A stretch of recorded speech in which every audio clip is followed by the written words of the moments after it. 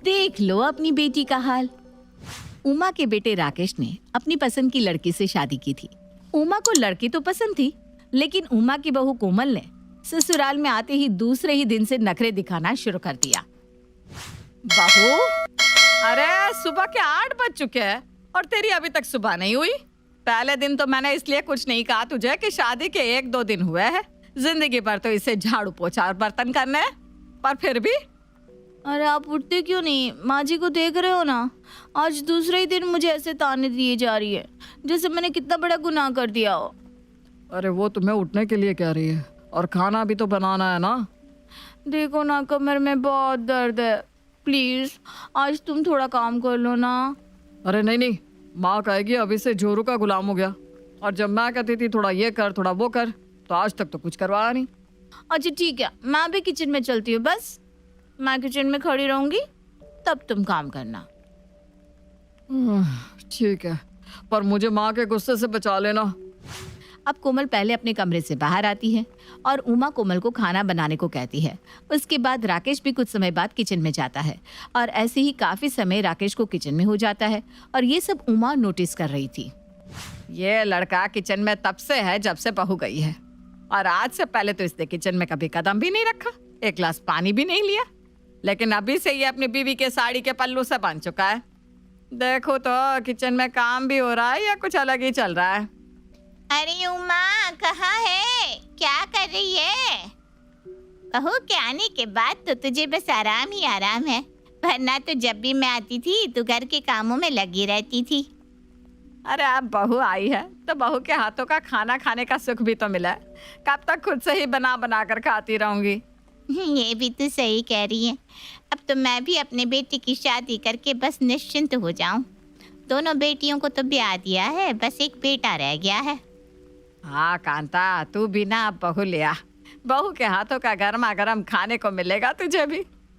तभी कांता राकेश को बर्तन धोते हुए देख लेती है। लेकिन अभी जो मैं देख रही हूँ उसमें तेरे बेटे के हाथ में बर्तन है और वो बर्तन धो रहा है। अरे तू किसकी बात कर रही है कांता? वहाँ किचन में बहू है मेरी, खाना बना रही होगी। अभी तो मेरी नजरें अच्छी भली है, मैं जो देख रही हूँ वही सच है। तेरी बहू नहीं बल्कि किचन में तेरा बेटा बर्तन धो रहा है। अब जब उमा किचन की तरफ देखती है तो वो ये देखकर हैरान रह जाती है कि किचन में उसका बेटा बर्तन धो रहा है और सामने बहू खड़ी है जो हंस हंस कर बातें कर रही है। बहू के हाथों का सुख नहीं है तेरे जीवन में। चल चलती हूँ, मिलने तो तुझसे आई थी, लेकिन जो देख कर जा रही हूँ उस पर विश्वास भी तो करना पड़ेगा। अब ये पूरे मोहल्ले में गाएगी कि मेरी बहू के होते बेटा किचन में बर्तन धो रहा है। बहू को तो मैं देख लूंगी। कांता के जाने के बाद उमा किचन में जाती है तो देखती है कि राकेश सब्जियां काट रहा है। राकेश, क्या हुआ बहू को जो तेरे हाथों में मुझे करछी बेलन चाकू देखने को मिल रहा है, और कुछ बाकी रह गया है देखने को तो रही सही कसर भी पूरी कर दे। माँ, अब किचन में मैं तो बस कोमल की मदद कर रहा था। वो क्या है ना, उसकी कमर में दर्द है तो मुझे आकर कहता, जब मैंने इतने दिन खाना बनाया है तो एक और दिन सही। तुझे शर्म भी आ रही है? बीवी के आने के बाद तू किचन में खाना बना रहा है, बर्तन साफ कर रहा है। अरे अपनी पड़ोसन कांता देख कर गई है ये सब। अच्छा, बस अभी ये सब्जी चढ़ा दूं, बाकी आप देख लो। माँ, आप गुस्सा हो गई क्या? नहीं नहीं, प्रसन्न हो गई, अति प्रसन्न। अरे बहू, तुझे तो समझना चाहिए कि किचन में झूठे बर्तन है और वो तो अपने पति से साफ करवा रही है। माँ जी, मैं और वो अलग थोड़ी ना है। अब मेरी प्रॉब्लम वो नहीं समझेंगी तो कौन समझेगा? हाँ हाँ, क्यों नहीं। कल तो तू अपने किए कराए पर भी अपने पति से ही पानी डलवाएगी। उमा को अपने बेटे पर गुस्सा आया था, लेकिन वो अपने बेटे के साथ बहू को भी सुनाती है और घर के काम में लग जाती है। कोमल और राकेश दोनों ही अपनी लाइफ एंजॉय कर रहे थे, लेकिन उमा को इस बात से दिक्कत थी कि उसकी बहू घर के एक काम में हाथ नहीं लगाती। और हद तो तब हो जाती जब दूसरे दिन राकेश ऑफिस जाने लगता है और कोमल अपने पति को रोकते हुए कहती है, अजी सुनिए ना, आप ऑफिस जा रहे हैं लेकिन आज बहुत सारे कपड़े धोने हैं, मुझसे तो बिल्कुल नहीं होगा ये। आप जानते हैं ना मेरे पेट में कितना दर्द है। उमा ये अपने कमरे में बैठी सुन रही थी।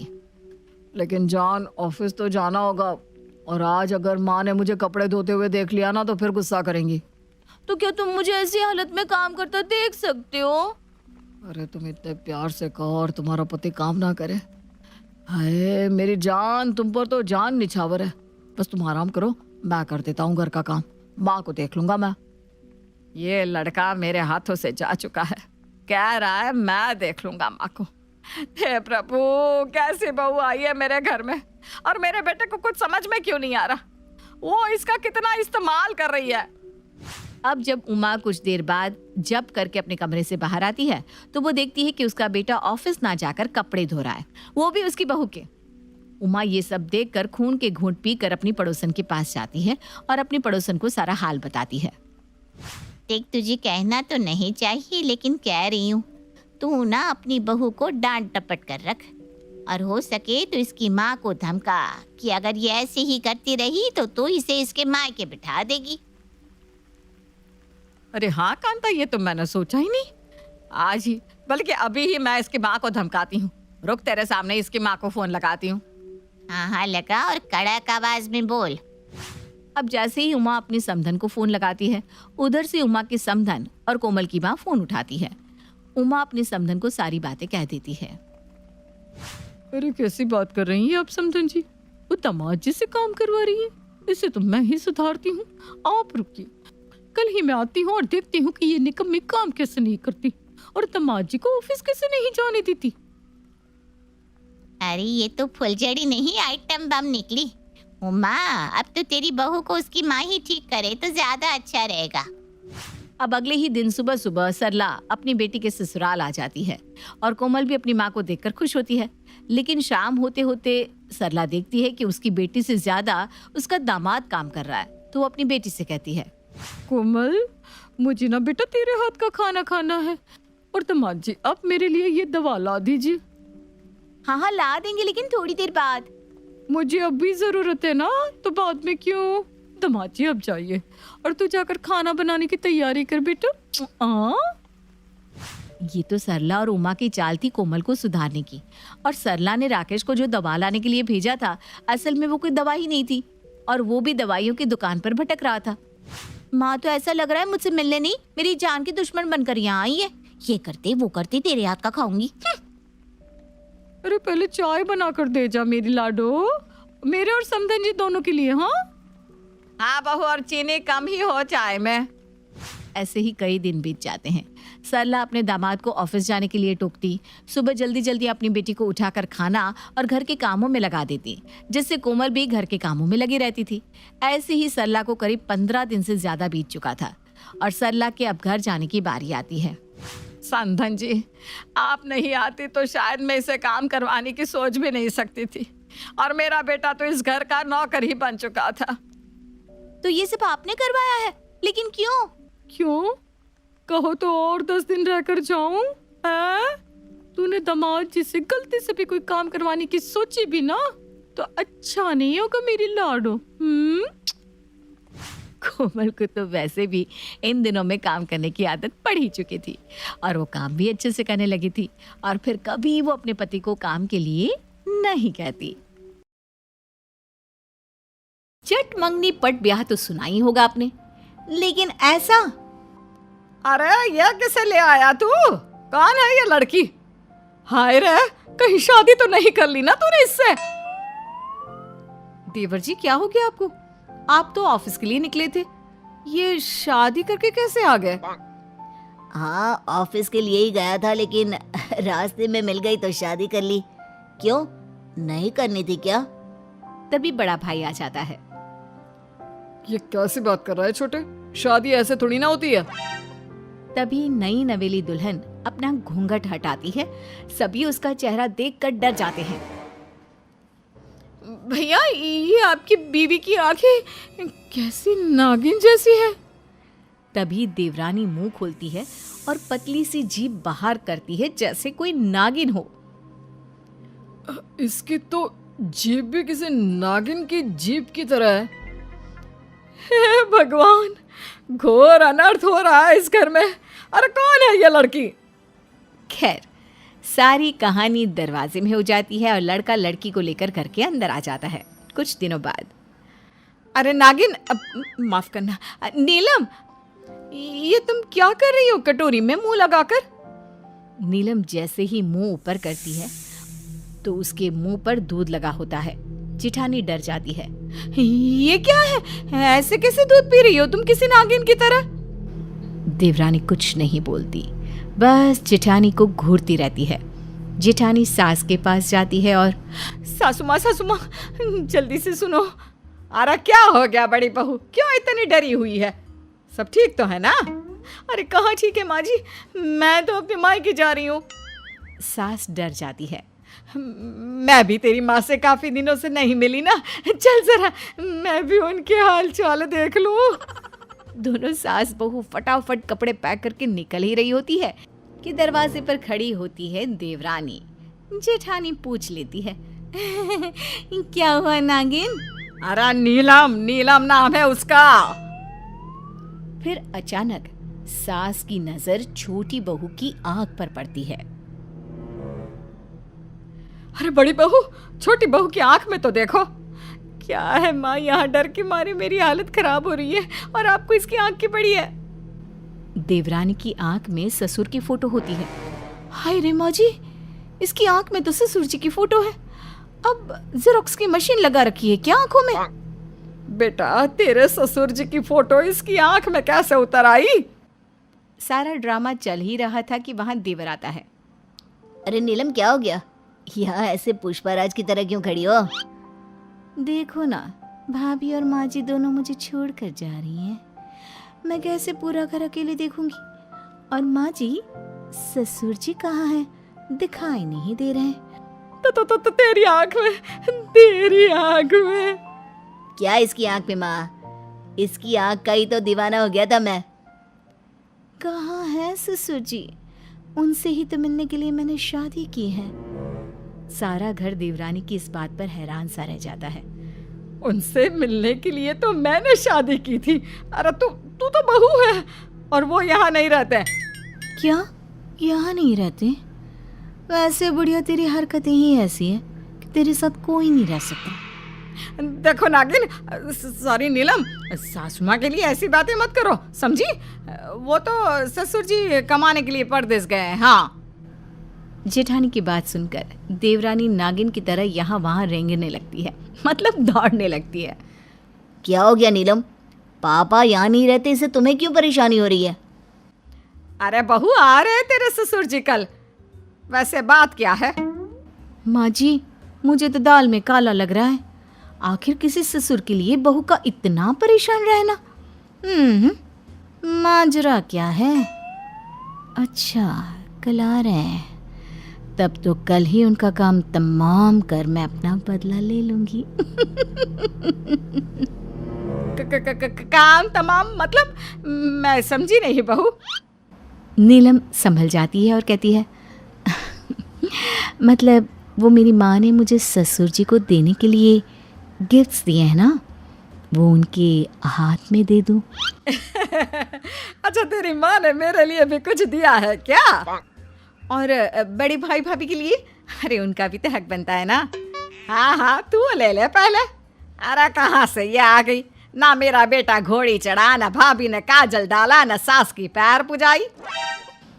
ये सब क्या बकी? सॉरी, ये सब क्या बोली जा रही हैं आप? वैसे ससुर जी आ जाएं तो उनसे मिलकर मैं चली जाऊंगी। अरे कहाँ चली जाओगी? मैं क्या करूँगा तुम्हारे बिना? नहीं, मैं तुम्हें नहीं कहीं जाने दूंगा नीलम। पति के इतने प्यार भरे शब्दों से नागिन, सॉरी नीलम, इमोशनल हो जाती है। और वो जैसे ही इमोशनल होती है उसका रंग नीला पड़ जाता है। अरे ये क्या हो गया नीलम को? ये नीली कैसे हो गई? अरे पता नहीं, मुझे तो इसमें इंसानों के गुण कभी दिखे ही नहीं। तो क्या जानवर है ये? नहीं भाभी, मेरी नीलम तो अप्सरा है जो परी लोग से आई है। माँ यही कहना चाहती थी ना आप? ये तो पता नहीं। फिलहाल तू इसे अपने कमरे में लेकर जा और इसे बोल के असली रंग में आ जाए। पति नीलम को लेकर कमरे में जाता है। मैं तुमसे ये कहना चाहती हूँ कि तुम ना मुझसे इतना प्यार ना किया करो। कैसी बात करती हो? पति हूँ मैं तुम्हारा, अब तो तुमसे ही मेरी जिंदगी है। तुम हो तो मैं हूँ और मैं हूँ तो तुम, क्यों है ना? नीलम पति के गले लग जाती है। मैं ना तुम्हें कुछ बताना चाहती हूँ। तुम्हें याद है मेरी और तुम्हारी शादी कैसे हुई थी? हाँ, मैं भी यही पूछना चाह रहा था, पर जो भी हो मैं तो लकी हूँ कि राह चलते ही मुझे इतनी प्यारी और अच्छी लड़की मिल गई। नीलम पति को कुछ बताना चाह रही थी, लेकिन न जाने क्या सोचकर वो चुप हो जाती है। फिर अगले रोज अरे बहू आ देख, तेरे ससुर जी आ गए। अरे कहाँ हो दोनों? नीलम और उसकी जेठानी ससुर के पास आते हैं।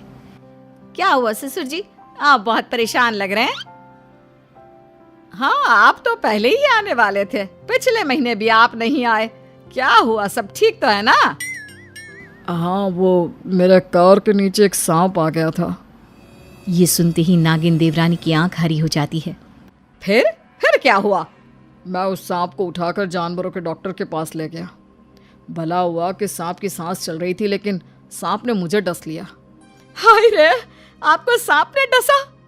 पापा अब ठीक तो है ना? ठीक है तेरा बाप, तभी तो सामने खड़ा है। लेकिन सोचो, सांप भी किसी का पिता था, उसके भी बच्चे थे। ये बोलकर देवरानी की आंख से पानी निकलने लगता है। ये कौन है और कैसी भाषा में बात कर रही है? पापा ये मेरी बीवी है, मैंने शादी कर ली, और ये ना थोड़ी इमोशनल है, तो सांप के लिए थोड़ी इमोशनल हो गई। नहीं, सांप तो ठीक है, भले ही उसने मुझे काटा, लेकिन गलती मेरी थी। मैंने सड़क पर देखे बिना ही कार उस पर चला दी। अभी डॉक्टर का फ़ोन आया था कि सांप को वापस उसी जंगल में छोड़ दिया है। बेचारी की बीवी उस सांप का इंतज़ार कर रही होगी। क्या पापा जिंदा है? वो ठीक है? हाँ, मेरे पापा तो ठीक है, सामने ही तो खड़े हैं। क्यों, क्या हो गया? तभी बेल बजती है और सामने एक महिला खड़ी होती है। माँ, तुम? ये तुम्हारी माँ है? आइए बहन जी। बेटा नीलम, अब घर जाने का वक्त आ गया है। तेरे पापा घर आ गए हैं। तू जिस काम के लिए आई थी वो नहीं करना। घर जाने का वक्त? ये क्या बात कर रहे हैं? मैं आप लोगों से सब बताती हूँ। मैं एक नागिन हूँ। हम लोगों को लगा कि ससुर जी ने मेरे पिता को मार दिया है, तो मैं उनसे अपने पिता का बदला लेने आई थी। लेकिन भले इंसान ने हादसे के बाद ना सिर्फ मेरे पिता की जान बचाई, अपनी जान पर भी खेल गए। मैं माफ़ी चाहती हूँ, मुझे इजाज़त दीजिए। नहीं नीलम, मैं तुम्हारे बिना नहीं रह सकता। अरे तो क्या नागिन के साथ रहेगा बेटा? नहीं, नीलम चाहे तो वो नागिन का जीवन छोड़ सकती है। हाँ माँ, आप मुझे नॉर्मल लड़की बना दीजिए। मैं अब इसी परिवार का हिस्सा रहना चाहती हूँ।